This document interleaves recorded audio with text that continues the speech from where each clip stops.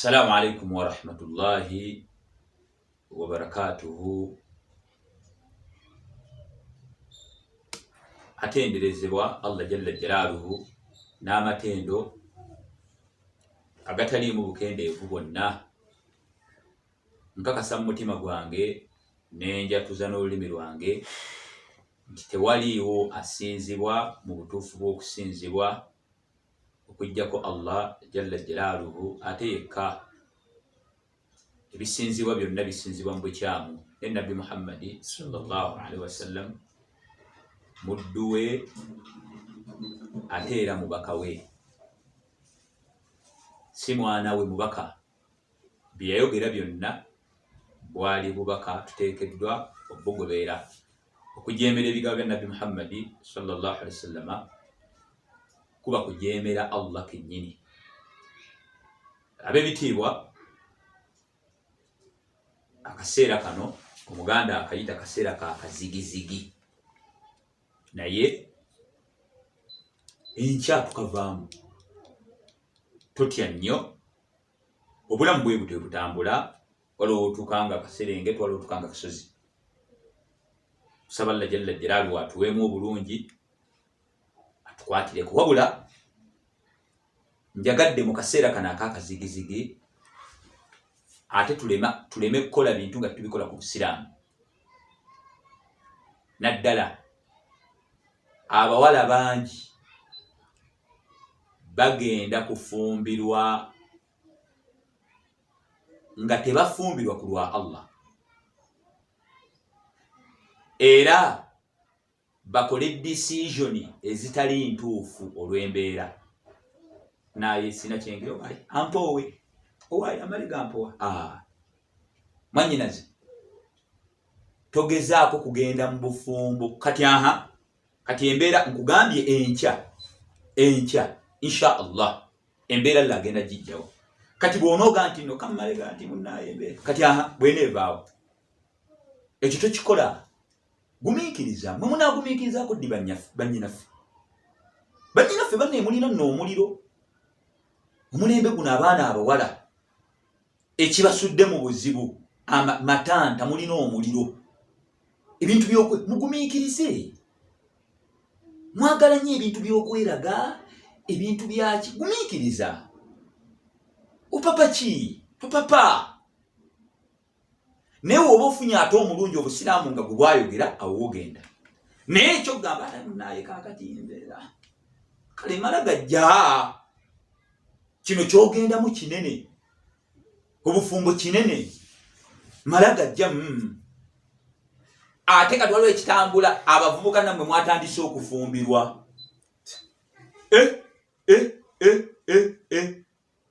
Munoonya ebikazi ebirina ssente nogaka nkiwoowe. Banneyo gwe musiiba. Abange omusajja tebamuwasa mu mbeera zonna. Eyo gy'olaga ogenda mu bizibu. Kaakati embeera bwene gwe ya lockdown ate oyinayo, kuba kati ono ogenze lwa kizibu, alina ssente akulabirire omukazi. Era otya n'okwekubya naye serofi, otya n'omutwala ewammwe. Kati embeera bwene evaayo, oyina omuwala gw'obadde ogenda okatogena kololi. Ebintu abange temubikola n'amatanta. Omanyi mulina amatanta. Buli wobeera n'amatanta, Omuganda agamba oba olugero lwagamba naga nti nsimanya amalala gakulembera ekigwo. Ensi teyeetaaga malala. Buli step ewaba wakalubye buuza omuwalimu.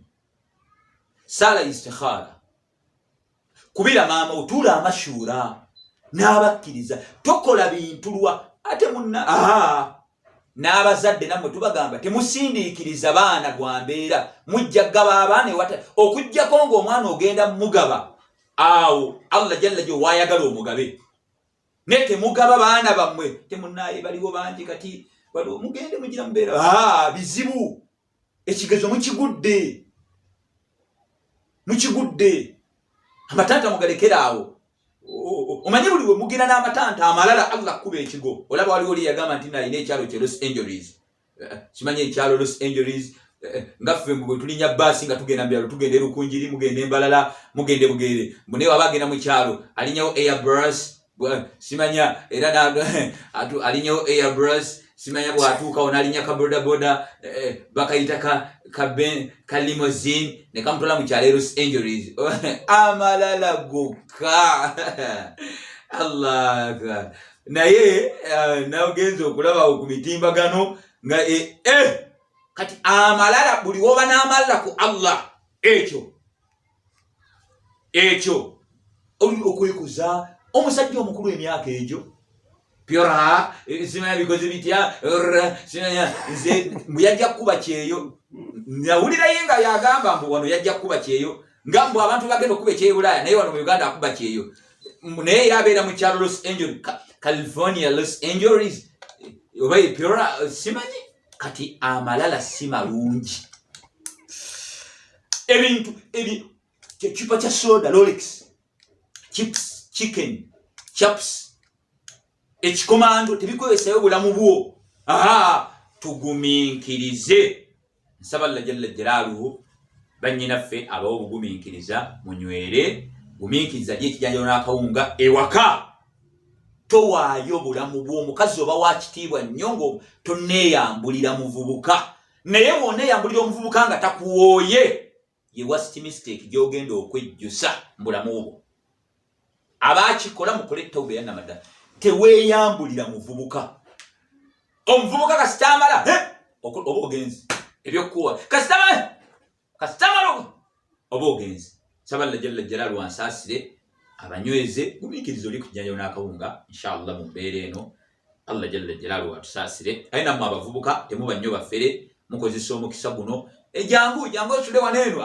oyo zina temukozesa chance eno okuteekawo mbeera yonna yonna yakujemera Allah barakallahu lakum assalamu alaikum wa rahmatullahi wa barakatuh